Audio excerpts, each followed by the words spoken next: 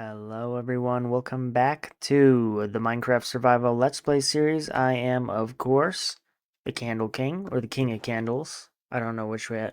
But today we're going to be mining, because last time, right, we were trying to deforest this area, and I was getting tired of the stone tools. And, you know, it's episode 3 and we're still rocking stone everything. I don't even have a shield yet, which I should do that. Pretty important idea, you know, shields. I need more wood than that, actually.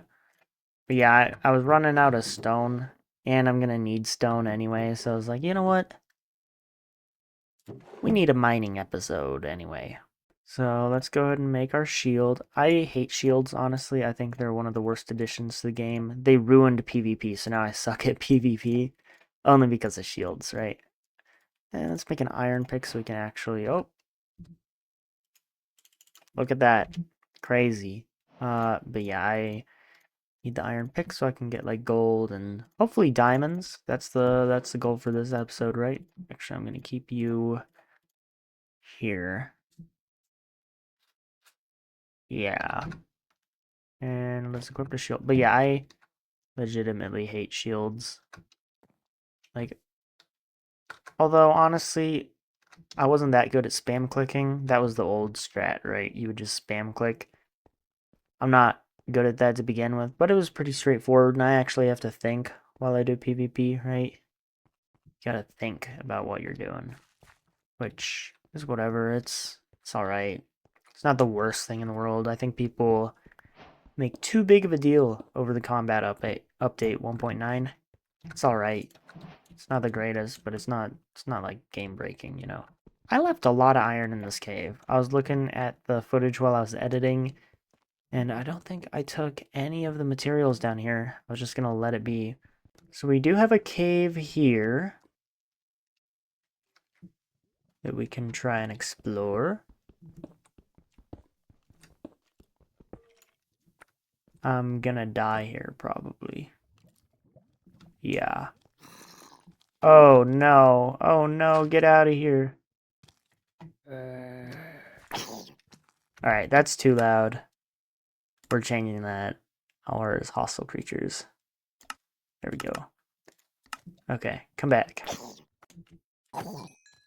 Perfect. Okay, also I need to rearrange this. Oh, blocks there, actually.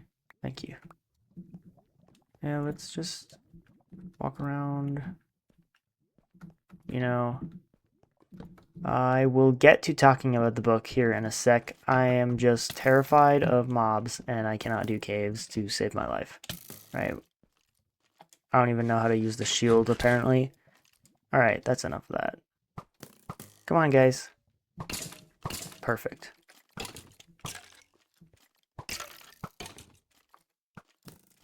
It's the only way to fight skeletons. So, okay, that's... Yeah, we're just not going here, actually. But yeah, I'm already low on food. I only have 15 berries left. So sad. So instead, we gotta... See, this is probably...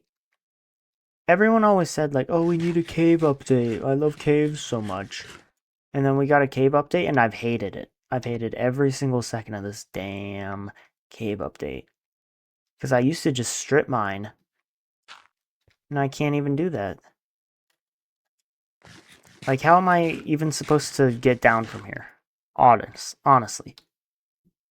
How do the creators expect me to do this? I have to just, like, kill myself to get up here, basically.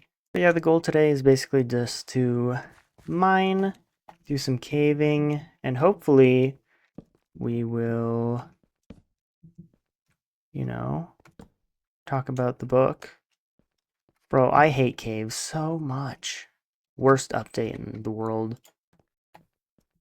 I'm out of food. Gosh, I could not plan this worse. I'm out of food already. Alright, I had some berries out here, but not enough. Alright, wheat. That's what I was going to look at. Because if I can get some of this going, we can actually have some good food.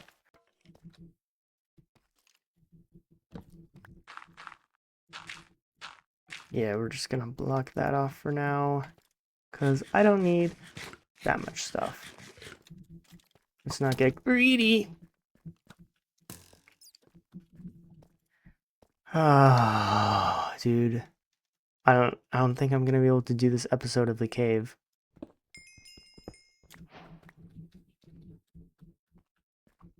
This thing's like only gonna be 1 diamond. Oh shoot, it was 2. We're crazy. I think that'll be mob proof enough. So we can continue our little staircase. Is there more cave? Are you kidding me? This is absurd, dude. I genuinely hate the cave update. Everyone was super fanatic about it. I'm no longer mining here. I don't care. We're going to a different area. This cave sucks. I also really need to figure out the food situation because it is killing me. Let's get a bucket. See, I'm already going to run out of berries. Just regenning from the last cave expedition. Give me these. I need them. Okay, I've actually come up with a solution on what we're going to do because this mine sucks and honestly, I don't want to deal with it. However, okay, let's get this out of our inventory real quick. I also need more blocks and I'm done with the caves, so I think I'm going to do it a little throwback style. I had more logs in here. We have like almost a full barrel of logs, I think, like 2/3. Yeah. But these are all going to become sticks. And this is because I remember when I first started playing Minecraft, this is how I would build the mines, right? Because this is how most people were doing it. What we're going to do is we're going to build an old traditional dig straight down mine shaft. It's not straight down. It'll be like a 9x9 square. I'm just trying to find a good location for it. Maybe because there's caves all in here, we gotta go like over here, perhaps. I mean, there's a cave right there. So if we're a little close, not too far, it might work out.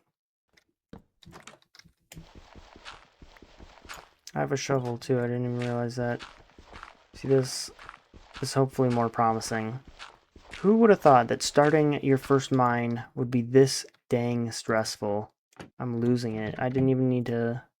No, I did have to mine that. Alright. Torch is there. Torch there. This is open for some reason. Bed there. Alright. Now we can start. This is our mine. I'm going to put it here. I know we had that staircase over there, but there were just way too many caves. So instead, I'm going to build a classic little ladder shaft going down here, because I think that'll be better. And we have a ton of wood, so we can afford it. So now I can finally start talking about the book. I want to mention that last time I did lie to you guys. I said that multiple of my friends had recommended this book. That was a lie. It was just one. I don't know why I said multiple. And we'll put a torch every 5 blocks. Like 5 blocks in between. So, this week's section, or not this week, this video section was on solutions to all the problems that Mr. Comer outlined last time. Those being that, you know, everyone's always in a hurry and they aren't making enough time for the important things in life. So instead, we always feel like we're in a hurry when we really shouldn't be, because life isn't about hurrying. You know, life is about the journey, not the destination. And we're constantly working on all these separate destinations instead of focusing on the quest at hand. Like me working on this shaft instead of getting the copper there that I forgot. So he opens up the book by basically saying that we actually don't need more time in our lives. We actually have tons of time, and the solution to making our lives less busy is not to give us more time, right?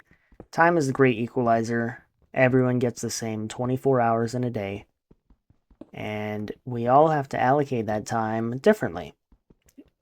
So that brings us to two of his main points when it comes to this time allocation. One being that my iron pick is going to break. But yeah, there's two main things he points out when it comes to allocation of time, which is, first point, people refuse to accept the limitations of being a human. Everyone is trying to be omnipresent, according to him, with all these like impossible amounts of hobbies, right? Some people have like 50 hobbies and they try to do all of them.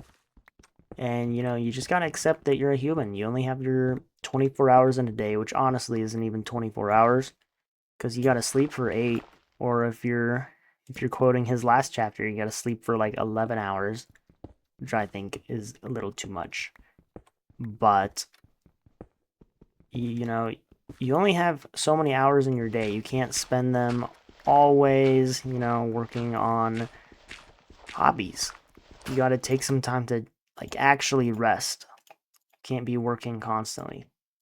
So yeah, you got to accept that you are a limited being. You cannot be omnipresent doing everything in the world because you want to. You have to learn that you can only put so much on your plate before it starts overflowing and making your table messy. I think that's a great point. I know a lot of people that have just multiples and multiples of hobbies, and a lot of the times they end up suffering from, what is it, like choice paralysis, I think is the term, where they just like, oh, I don't know what I'm going to do, and they end up doing nothing. It's like, okay, should have done one thing, but because they're so overwhelmed, they can't even make a decision, which is an issue. And the other the other point when it comes to the allocation of time is, of course, poor usage of time, right? So you can either overcrowd yourself or you can undercrowd yourself because, of course, it is the modern age and we have this wonderful thing called phones and computers and technology. And all those items kind of just hinder our productivity.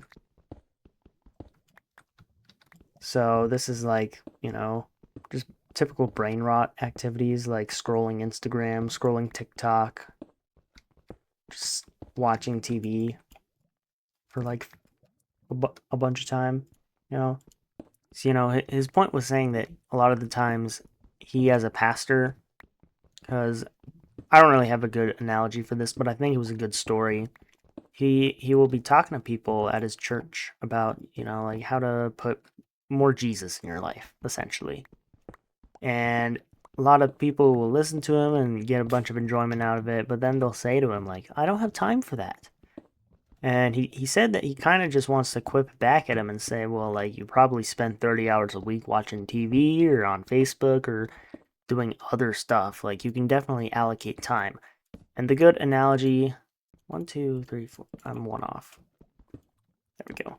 The good analogy he used, right, is like, think of it as your spouse. And they are, like telling you, like, hey, I feel disconnected. I wanna, hang out for like 30 minutes a week. Can we do that? You're like, sorry, no, I'm too busy. And then you just watch TV. Like, there are things in your life that you love and that you need to prioritize, and a lot of people are failing to do so. This is gonna suck. I'm gonna need a new iron pick. I usually use the iron pick for minerals in the early game just because they take forever to mine with stone. So I'm probably going to have to go back up and replace this. But yeah, I thought that was a very good point, right? People say that they're always too busy to do stuff when in actuality, a lot of people are still very young and capable of doing a lot of stuff in their life. They just don't know how to discipline themselves and organize their life properly. A lot of people, he said, basically are just looking for the life of what they want, but not the lifestyle. Right? Everyone wants to be like a cool, I don't know. Basically, you want to like live like a certain someone, and then it's difficult because you don't actually want to follow their practices or follow their suggestions in life. You kind of just want the lifestyle without putting any effort into it. There's a forgotten aspect of, hey, you actually need to do stuff in your life for it to actually be applied in your life, I guess. And I kind of get this, I guess, vibe with a lot of my generation, because a lot of people will try and reach for an aesthetic of something, but then their lifestyles are completely different from how they want this aesthetic to be, right? So, like, a lot of people will be like, oh, cottagecore is so pretty and cute. But then if you actually had to live in, like, a cottagecore lifestyle where you have to, I don't know, cottagecore, I just chose it because it's an aesthetic I'm familiar with, sorta. I've heard of it. But if you try and do stuff that people that actually live in cottages have to do, it's going to be disastrous and you're probably going to hate it, right? Like, oh, the aesthetic of caring for your farm animals and having your own farm, but then you have your own farm and it sucks. You know, it's not a fun, silly thing to do. It kind of sucks if you're not, if you're a city boy, a city slicker. And another big area I've heard of this happening is with suburbs in general, because suburbs are kind of a blend of an urban and a rural lifestyle. So you're kind of in between in this awkward area where you want the close-knit community and the utilities of an urban center, but you want the spacious outdoor living of the rural lifestyle, which are very incompatible. So you end up with a lot of suburbs that just cost a lot of money because straight up they are expensive to run because you can't have dense sewage systems or any of that sort of stuff, I guess. And, people want that rural aesthetic in the urban lifestyle, and they're just incompatible. People aren't willing to commit to clearing out their own septic tanks like true rural folk do. And it ends up just as a mess where your life just becomes really expensive or busy or any of that sort of stuff. Gold? No way. We found gold. This is crazy. Big gold fan. Surprised we came all this way without finding iron, honestly. I thought there would be iron. But it appears I have been corrected on that point because there is no iron down here. What are we at? 15? That's cool. How far have we dug down? Pretty far. This is way better than those caves I was doing earlier. So yeah, too many people in the modern day just want the life and not the lifestyle. They're not willing to actually do the stuff that would lead them to the life they want. And instead they just rot away or do stuff that are, not that great. I'm gonna blow up in this morning, right? My main goal is to blow up and act like I don't know nobody. Aye. I guess I did not blow up. I thought for sure a creeper was gonna fall on me. There are my buddies right there. Come on.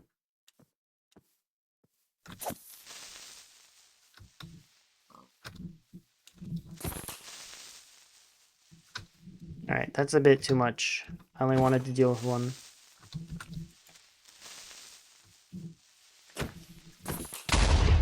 Dang it.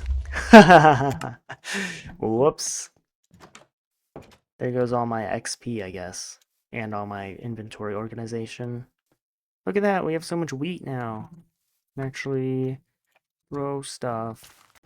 And my hunger's been replenished because I blew up. This is great. I could not have asked for a better time to blow up. Alright. See, the nice thing about this, too, is you can go like that. Can't do that with a staircase. No, it's just mineshaft or laddershaft superiority. Sorry, hate to break it to you. So yeah, as I was saying, he was kind of just outlining more problems that there are in the modern world of hurry. which is basically what the last chapter was. But then after describing how people are poorly allocating their time, he has a couple suggestions. One I've actually done before in like an HR meeting, essentially, which is to just map out how you spend your time. A lot of people don't realize how much time they spend on some of their electronic devices, which is crazy, right? I remember back in high school, there was a girl that we were all talking about our screen times in the class. It was a small class of like 10, and this girl just had 16 hours a day average on TikTok. It's like, dude, how do you average 16 hours on TikTok? And just TikTok alone, too. It's crazy to me. That's a lot of time. But a lot of people don't realize that they're spending that much time on things like TikTok because, why would they? I hear spider, which is a horrible sign, which means we're probably near a cave. And I was trying to avoid caves, which is why I'm over here. But I do hear a spider, so who knows? But yeah, when I personally did this exercise of writing out my schedule to see how much time I spent on things, it made me realize how much little time I actually had.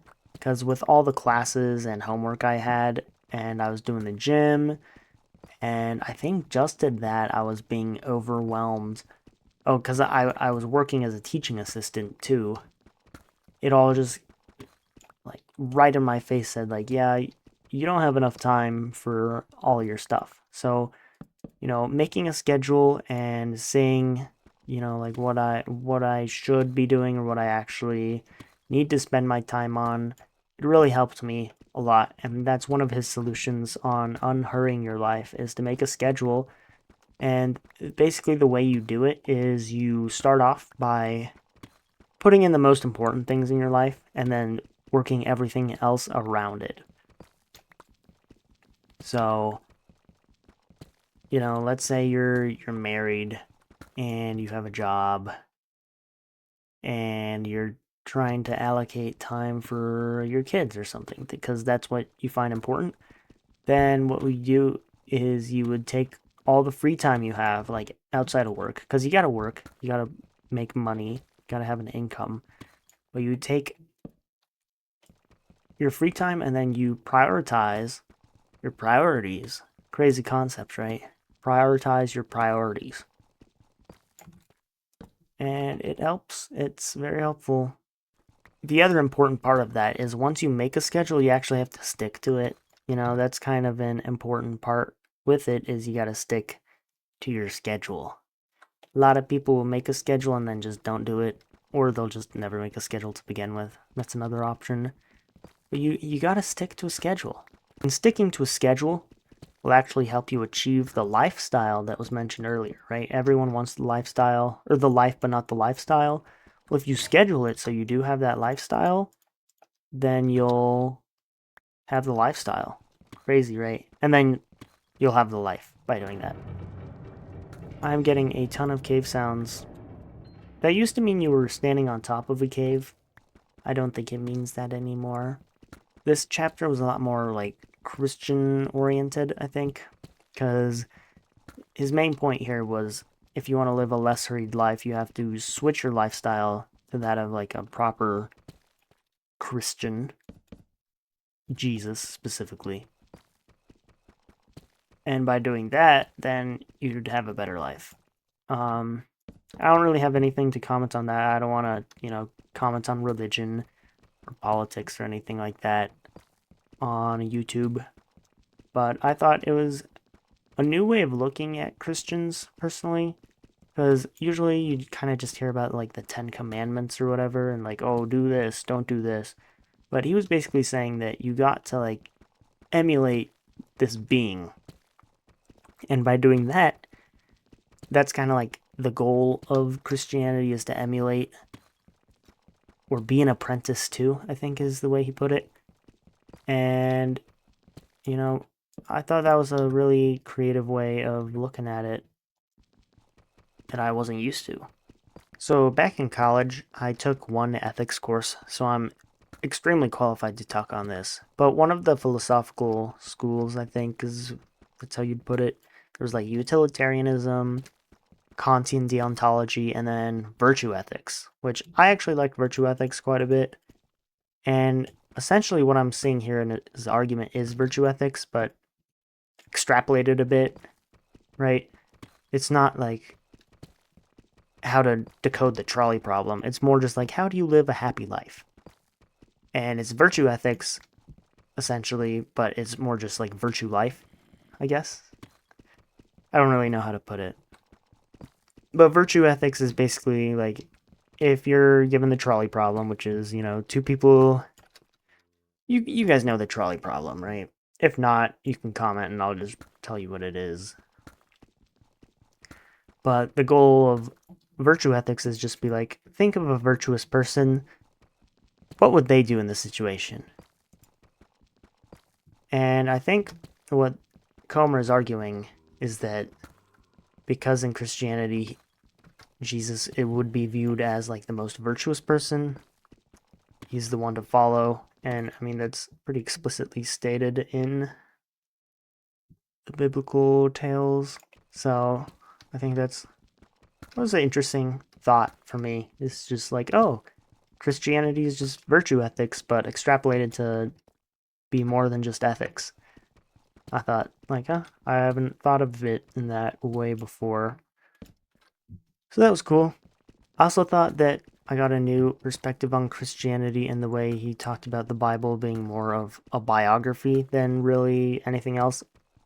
I don't really know how to explain it, but I've taken history classes on Christianity before, so I kind of knew that like the Gospels were just retellings of people's experiences with Jesus. So I kind of knew that, but in case you hadn't heard that before, I thought it was a very good way to put it, that it's just a biography. And we have no space in our inventory, so we are going to go back up. But yeah, back to the virtue ethics thing real quick. His point there was basically like, if you're at the DMV and you're in like a hurry, right, waiting for something, I don't know.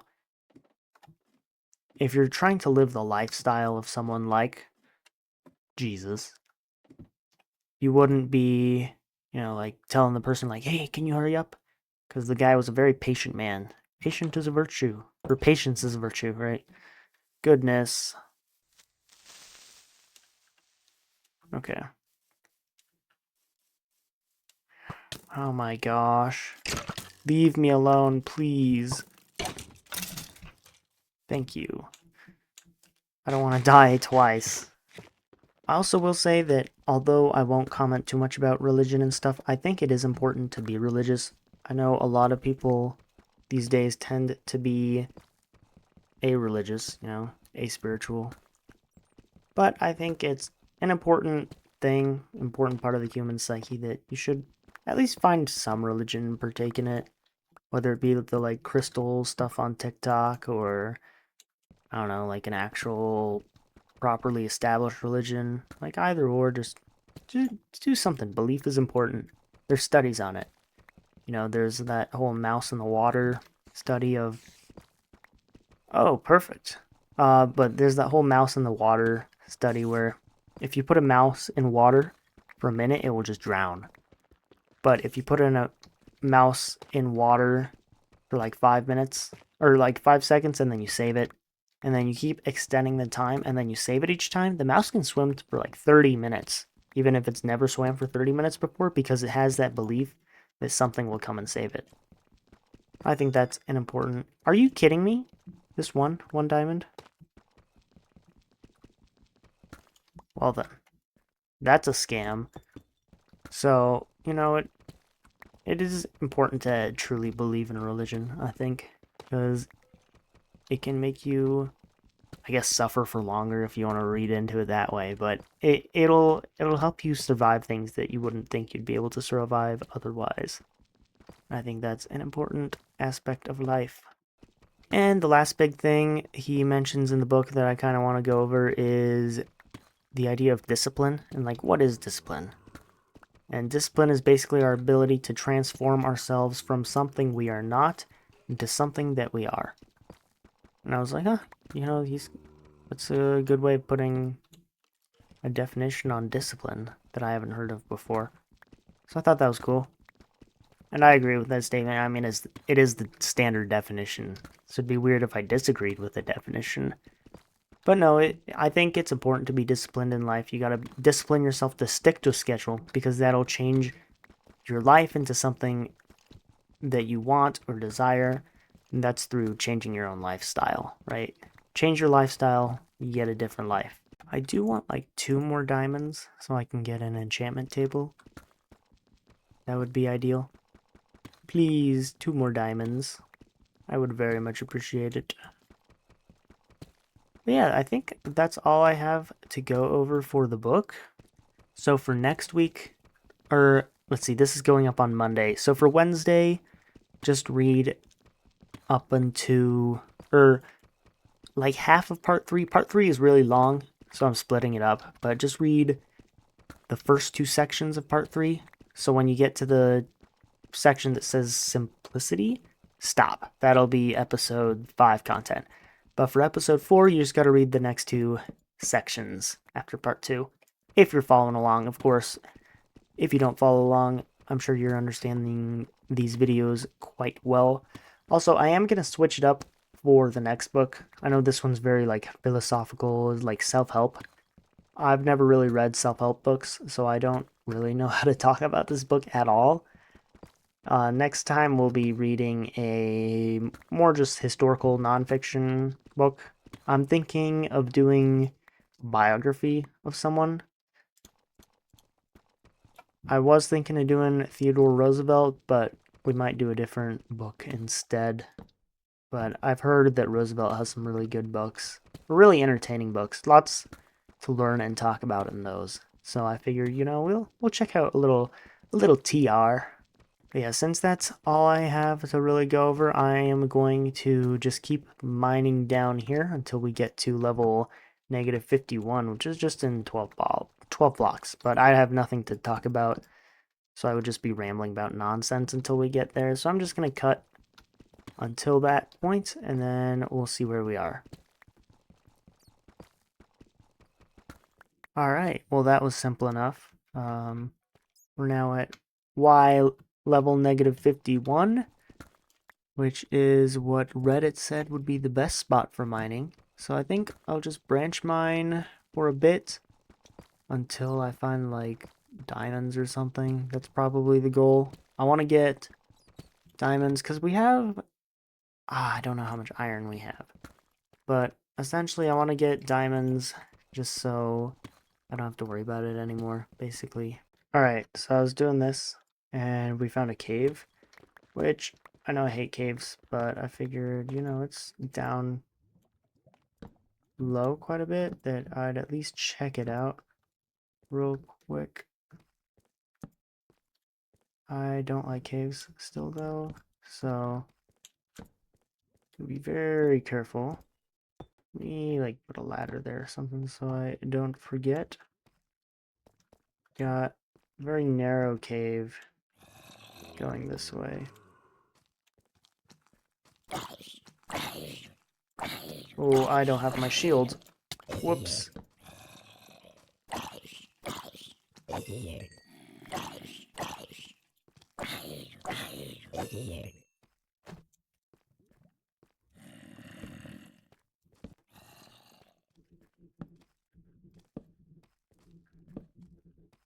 Ooh, ooh, ooh, ooh, ooh.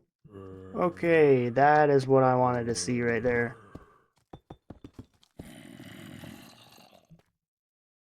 Oh, that is beautiful.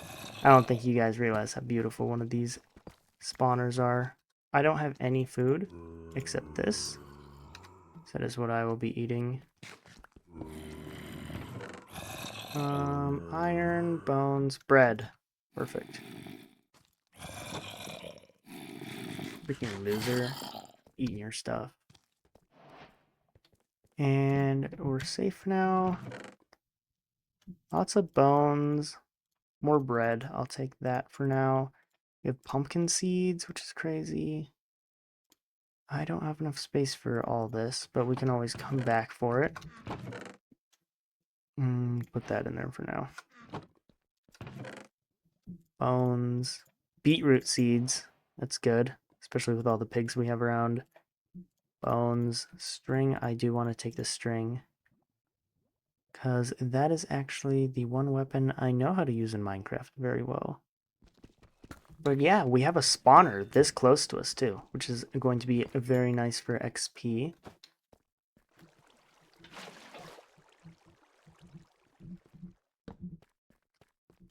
No way!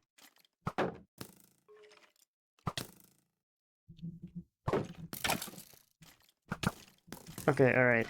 That's enough of that. 2 spawners that close to each other. Crazy.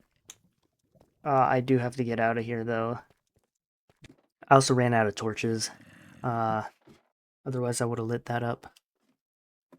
But that'll actually be a cool project, because if we can get both of those spawners working, I don't know how many blocks you gotta be away for mobs to spawn, but we can just make a short little XP farm with the soul sand water bubble columns going up, and we can have a very nice mob farm. Skeletons and zombies. I need to rush in there, light it up.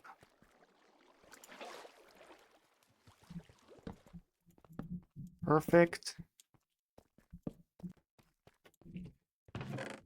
Got a music disc, name tag, beetroot seeds. I'll take the wheat. Pretty garbage, but look at him spinning there. Let me get the coordinates of this. Skeleton is at -40, -46, 39. This is a little dark. Oh, and we got diamonds. I forgot that much. Oops. Haha. It's the 2 we needed. Is there no more? Just those? This is why you always dig around. Haha. 4 diamonds. Zombie. -30. 111. -44. Huh. So they're like 80 blocks away from each other. But yeah, now we have all the diamonds we need. I think we've got 7 total, which is beautiful. So I think that'll give us enough for a diamond sword and a diamond pick. Then we have quite a bit of iron too. This spider is freaking out. I can't even see it. And we found 2 spawners. I forgot spawners were really a thing, honestly, until I saw the cobblestone. I was like, wait a second. I know what that is. So, crazy episode, right? We have a proper mineshaft. We have our 7 diamonds. We have 2 spawners. Crazy. And we have some boxes now, so we can box some stuff up. But if you guys haven't noticed, there's no cows in our area, so we need to get cows here soon. We need a better farm, too. I think that's what we'll do next episode, is we're going to create a better farm, perhaps. I don't know. I'll have to think. But most important part, right? Whoops. Not yet.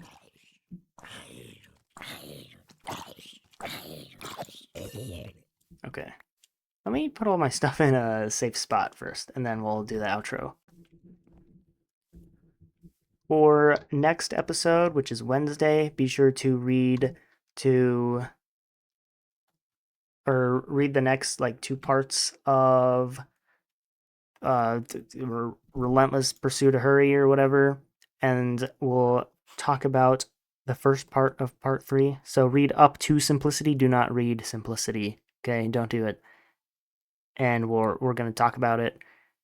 And I appreciate y'all watching. I hope you like the new skin. I think the hair is better than the bald pumpkin. I don't know. That might just be a personal thing. But crazy episode today. I'll catch you all in the next one. Thanks for watching.